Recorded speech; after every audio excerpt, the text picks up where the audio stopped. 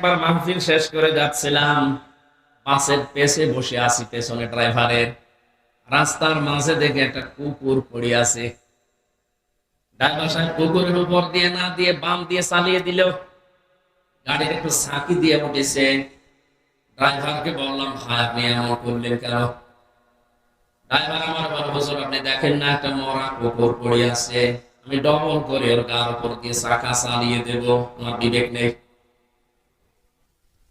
আমি বললাম, তো মরা কুকুর, ওকে আবার মারলে কি আর না মারলে কি?